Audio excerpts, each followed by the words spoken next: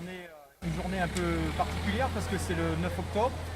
On a vécu ce matin une grosse manifestation ici à Marseille, interprofessionnelle, pour interpeller justement sur la case des services publics, sur les dérèglements sociaux et sur une aspiration que nous, France Insoumise, on porte. Et puis tu nous as amenés ici dans un combat très localisé sur l'hôpital Sainte-Marguerite. Est-ce que tu peux nous en dire un peu plus par rapport à ce qui se passe en ce moment ? Ouais, alors en fait, il faut savoir que le site de Sainte-Marguerite et de l'hôpital Salvatore juste à côté, ils sont menacés de fermeture. Salvatore pour l'année prochaine et Sainte-Marguerite d'ici 2021, dans le cadre de ce qu'ils appellent le Copermo. Alors en fait, c'est quoi le Copermo? C'est de dire, ben voilà, l'AP-HM est endettée à hauteur de 1 milliard. Pourquoi? Parce qu'en fait, c'est l'État qui met plus les moyens de financer ses hôpitaux, hein, c'est tout. On leur dit, allez voir les banques privées pour vous financer, puis après, on s'étonne qu'il y ait une dette. Et donc du coup, comme ils n'ont jamais rénové les bâtiments de la Timone, les vieux bâtiments de la Timone de Nord, l'État dit ok, on vous finance la moitié de ces rénovations et à condition de quoi ben, vous allez supprimer 1200 postes de soignants. Et en fait le corollaire de ça, c'est qu'ils veulent fermer les hôpitaux sud qui sont déjà cernés par 25 structures de santé mais dans le privé. Donc là, on vient de rencontrer la directrice générale du site qui nous a expliqué un petit peu où ça en était et où en étaient les discussions. Et en réalité, ce qu'elle a dit elle-même, c'est que on est au milieu du gué, quoi. Personne ne sait rien, ça fait 2 ans que ça dure, qu'on les balade. Donc pour le moment, on aura visiblement une réponse dans 15 jours du ministère de savoir ce qu'il prévoit pour les hôpitaux sud et pour le reste de la PHM, mais on reste dans le flou. D'accord. Et toi, Annie, tu étais candidate ici de secteur. Oui, donc tout à fait. Donc tu étais bien au courant de ce qui est en train de se passer ici. Moi, je souhaite parler plutôt en tant que citoyenne. Moi, j'habite dans le 9e arrondissement, donc je fais partie des quartiers sud.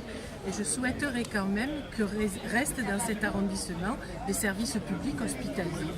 J'ai beaucoup d'amis qui ont mon âge et qui ont dû se faire opérer.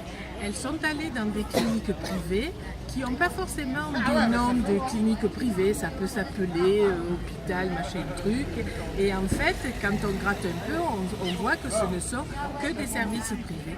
Et comme par hasard, ces amis ont eu à verser des dessous de table aux chirurgiens pour être opérés dans les meilleures conditions.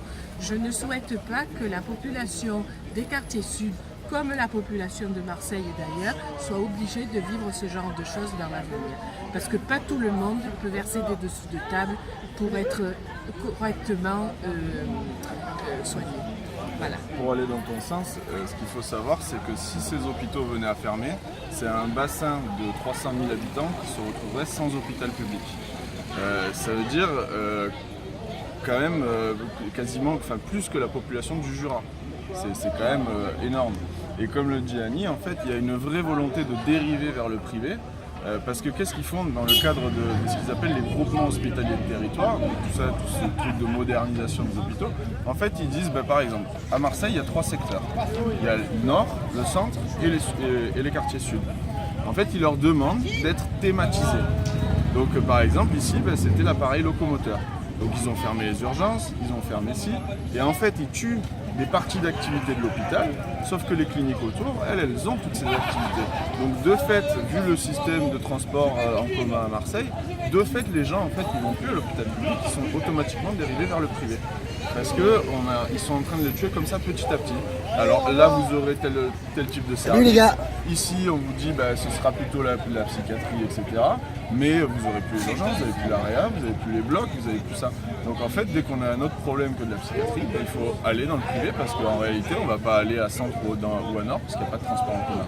Voilà la réalité des choses. Donc on peut dire une chose aujourd'hui, et c'est le combat qu'on est en train de mener nous les Insoumis, et je remercie les 2 camarades qui sont ici pour ce travail qu'ils font précisément à Sainte-Marguerite et plus largement à Marseille, c'est que dans le combat qu'on mène, on parle bien ici de services publics et de casse généralisée des services publics, donc de l'hôpital public, des transports et de l'ensemble de ce qui représente le bien commun pour nous tous. Donc je vous invite à vous retrouver sur le livret santé de la France Insoumise pour bien comprendre quelles sont les propositions qu'on fait nous aujourd'hui, la France Insoumise, et de se retrouver dans la campagne électorale aux européennes parce qu'on sait aujourd'hui que ce combat-là, on va le mener aussi au niveau de l'Europe.